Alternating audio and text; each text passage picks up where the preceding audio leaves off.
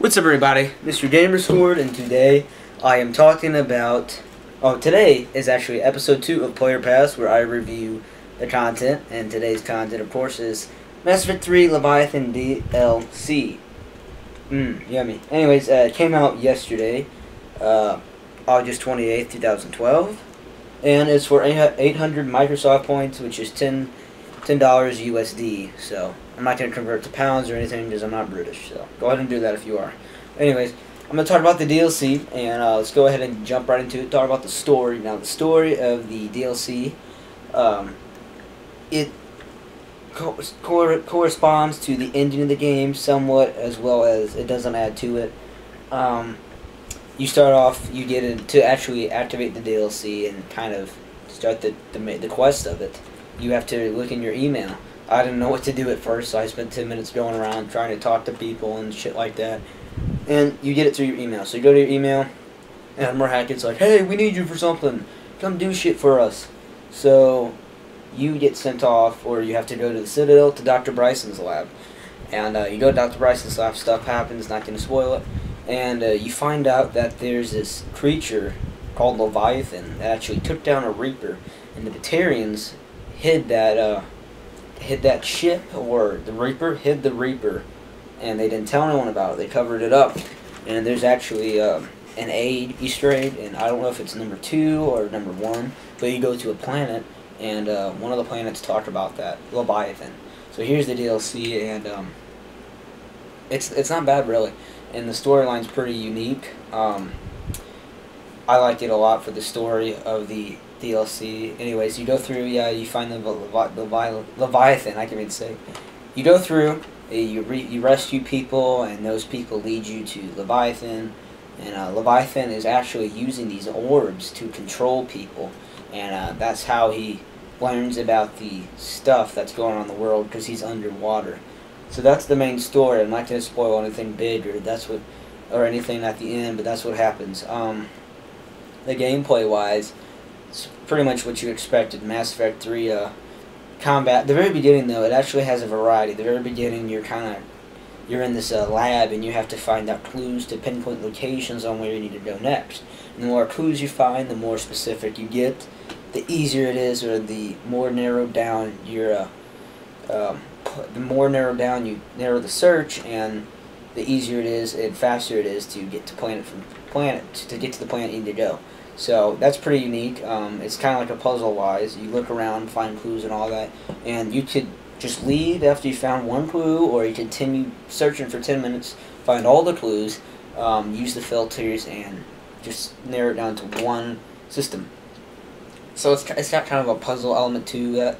That actually comes back into the game later on, into the DLC. You go back to the lab, and you kind of do the same thing, but it's with different clues and stuff. So that's pretty unique. It's away from the combat, away from the RPG kind of side. It's kind of a puzzling side, so that's pretty unique. The environments are pretty awesome in this DLC. You go from the lab, well, the lab looks generic as Mass Effect, the generic Mass Effect type of look, futuristic, and then you go to this planet, and all these, I forget what they're called, the flying monsters. I don't even remember. I forget what they're called, pardon me, but those big monster, the Reaper type things, the dragon things, they start attacking this base that you have to go and rescue this chick from. And you can't land at where she's at, so you have to land farther on, and as you're going to get to her, these dragons, or I'm just going to call them dragons because I don't remember, they start shooting shit down at you, big fiery balls and blowing up the place and stuff. So as you're going along, I dropped the game, damn it. As you're going along, all these instructions and stuff that you need to get to the doctor is falling apart and all that. So you have to, I'm not saying it's parkour, but you have to find a way around and climb up stuff and climb down, fight enemies as well. But it's pretty unique because it's all on the side of a mountain cliff. So the scenery there is pretty cool. You're running. It's real fast-paced. You're running to go get this doctor. There's big dragons shooting fiery balls at your face. So that's pretty awesome. Even though that doesn't last that long, it's a nice variety, getting away from the futuristic lab look, or the you know, Hainer type of combat type of fighting look. So it's outdoors and it's real unique.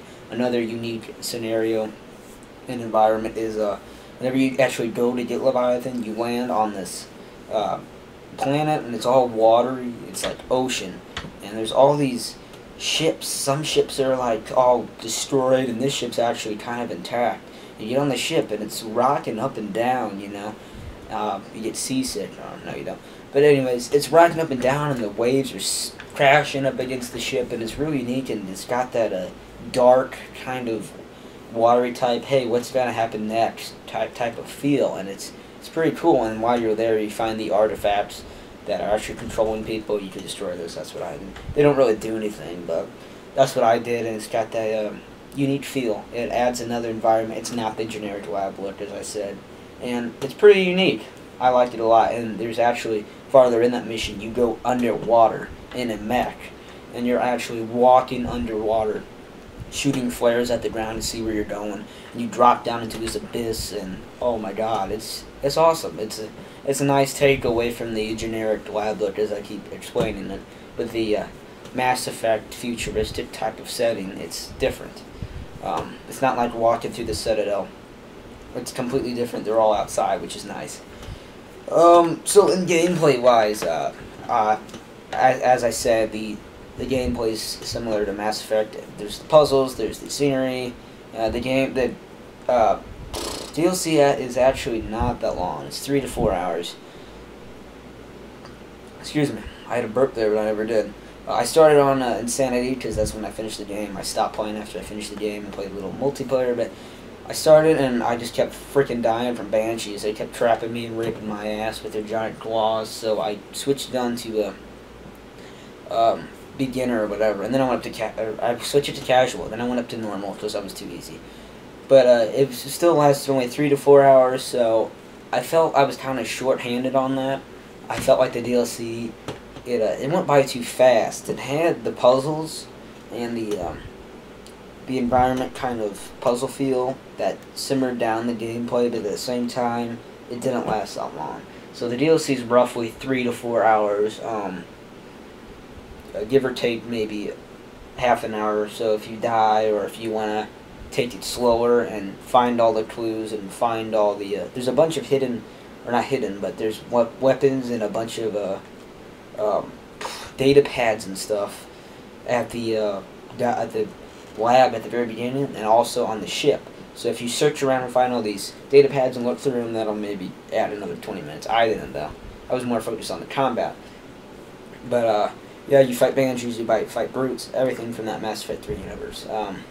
Now in replayability wise, you can replay this as many times as you want, I guess. I really don't see a reason to. There is a kind of Paragon and Renegade movement at the beginning at the lab. I'm not going to spoil that, but there is a kind of, you could either do a Renegade option or a Paragon. Of course, you've got your regular dialogue options, but that's about it. It really isn't big into the whole Renegade. If you're hardcore killer Renegade guy or a Angel Paragon guy or whatever.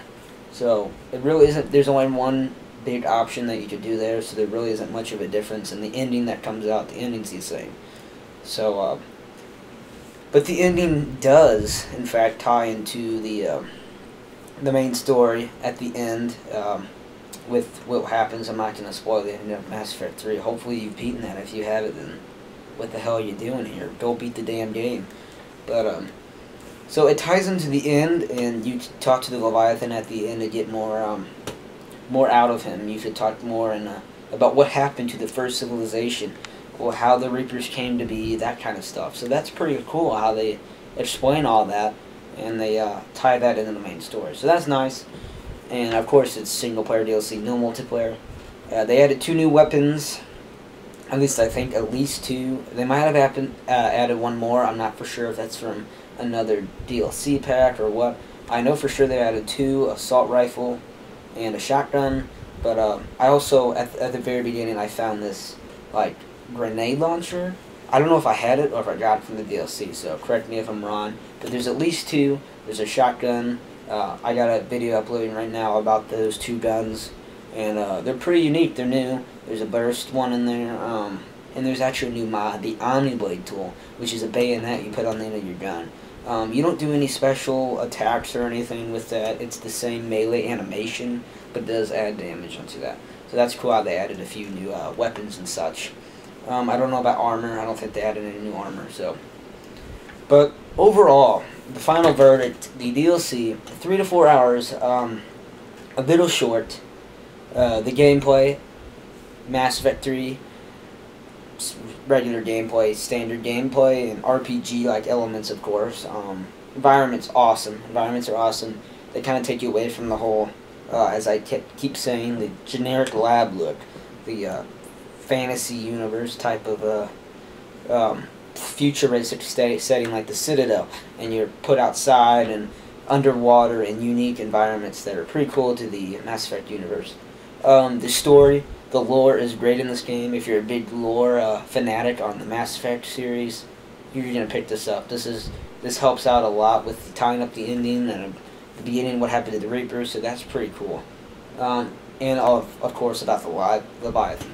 So overall, if you're looking for more Mass Effect 3 single player DLC, if you want the lore, if you want that kind of stuff, go ahead and pick it up. It's only $10. But if you're not that big into a lore fan and you felt like after beating the single player campaign, you're like, ending was okay, but I don't really care for more, you're probably not going to enjoy this. It's only 3 to 4 hours, and for $10, you could probably pick up something. You'd pick up a Fallout DLC and get more content out of that. But I'm going to rate this for Player Pass. It's a play. It's a play if you're a Mass Effect 3 guru, if you like the Mass Effect 3 universe, if you like the RPG type of thing. If you want more Mass Effect 3, play it. But at the same time, if you're not heavy in the Mass Effect 3 and you play the single player and you play maybe a little bit of multiplayer, not much, you don't really care that much, don't get it. For you guys, it would be a waste of $10.